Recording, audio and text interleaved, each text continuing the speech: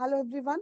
Now we are going to talk about chapter 64, 65, and 66, the last three chapters of the portion of Isaiah.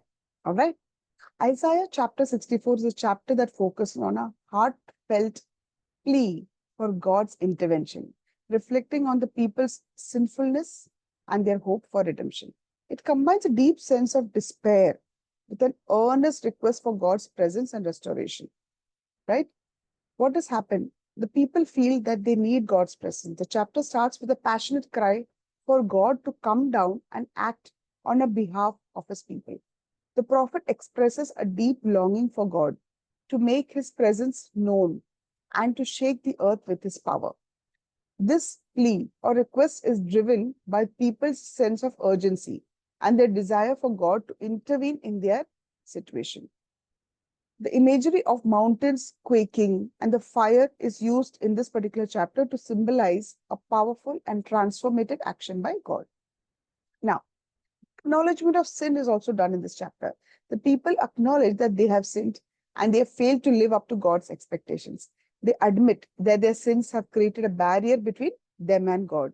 This confession is very important because it shows an understanding of their own shortcomings. At the same time, their recognition that there is a problem and their problem are a result of their actions.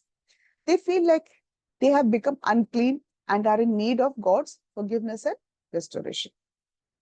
Despite their awareness of their sin, the people still hold on to hope.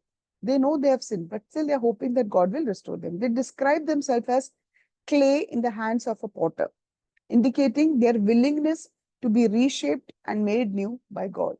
They ask God to look upon them with mercy and to restore their land, which has been completely devastated. All right. So this part of the chapter is reflecting a deep desire for renewal and for God to heal their brokenness. Now, they are trusting at God's promise. So this chapter closes with an appeal to God to remember his promises and to act on behalf of his people. The people express their trust in God's ability to bring about the change and to fulfill his promise of restoration. They seek reassurance that God has not forgotten them and that he will bring justice and redemption to them. Conclusion is that Isaiah chapter 64 is a powerful expression of the people's desperation for God's intervention amid their suffering and sin. It highlights that they acknowledge their wrongdoings.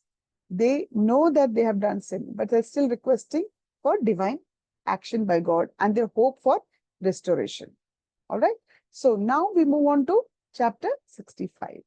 Isaiah chapter 65 is a chapter that addresses themes of judgment and redemption, contrasting the consequences of disobedience with the promise of new beginning for those who seek God. Let me give simplified. God is actually God's call and rejection. Now, this chapter begins with God speaking about how he has been available to everyone, even those who did not seek him. God expresses his frustration with people who continue to follow false practices and ignore his ways. He describes their actions as rebellious and defiant, illustrating their rejection of his guidance. This section highlights the consequences of turning away from God and the importance of adhering to his teachings. Now, the promise of a new beginning is given in this chapter. Despite the judgment which is pronounced on those who have rejected him, God still promises that there will be a future for the faithful. He uses the image of a new wine in a cluster of grapes to symbolize that a remnant of his people will be saved. Some of his people will be saved and will experience blessing. This section shows that even amid judgment, God offers hope and renewal for those who remain true to him. Now, there's a distinction made in this chapter between the faithful and the wicked. God contrasts the fate of those who have forsaken him with the rewards for those who have remained faithful. The people who worship other gods and participate in wrongdoings will face destruction, while those who follow God will experience joy and prosperity. This part emphasizes that our choices will always have significant consequences on our blessings from God. God describes a future where there will be a new heaven and new earth. This vision includes a time of peace and joy, where people will live long lives, work will be fruitful, and there will be harmony among all creation. All right, so this chapter ends with a powerful image of a world where even natural enemies are reconciled. They reflect the ultimate restoration and peace that God will bring. Now, the nature of God's justice. How does it happen? The chapter concludes with the promise that God will answer the prayers of his people before they even ask. This emphasizes God's responsiveness and care for his faithful ones. Okay, here the image is given of a wolf and a lamb grazing together, symbolizing the harmony and peace that will prevail when God creates his new creation. All right, so chapter 65 is a chapter of contrast between judgment and grace, between the fate of wicked people and the reward of the faithful. It teaches us about the consequences of rejecting God, but there's a hope for renewal and the vision of a new and harmonious creation. Now let's talk about the last chapter, Isaiah chapter 66.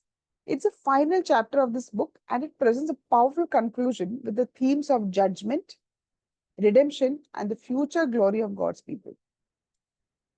This chapter begins with God declaring his sovereignty, saying that heaven is his throne and earth is his footstool. He emphasizes that he does not dwell in temples made by human hands, but in the hearts of those who are humble and contrite.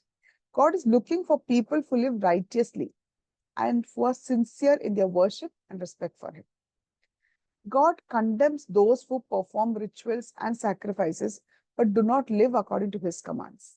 He points out that their false worship is not pleasing to him. Instead, he prefers genuine devotion and obedience. All right. This section stresses that God values the sincerity of worship more than mere outward actions or rituals. Despite the judgment on those who worship falsely, God promises to restore and comfort his people. He describes a time when Jerusalem will be blessed and restored, and his people will rejoice. This includes a vision of prosperity and peace, showing that God's ultimate plan is to bring comfort and joy to those who remain faithful to him. God also describes how he will come with fire and fury to judge those who are rebellious and unfaithful. This judgment will be very severe, indicating that God takes sin and disobedience very, very seriously. All right. So this emphasizes the consequences of rejecting God and living unrighteously. So be careful. Now, the gathering of the nations. God reveals a future where people from all nations will come to worship him.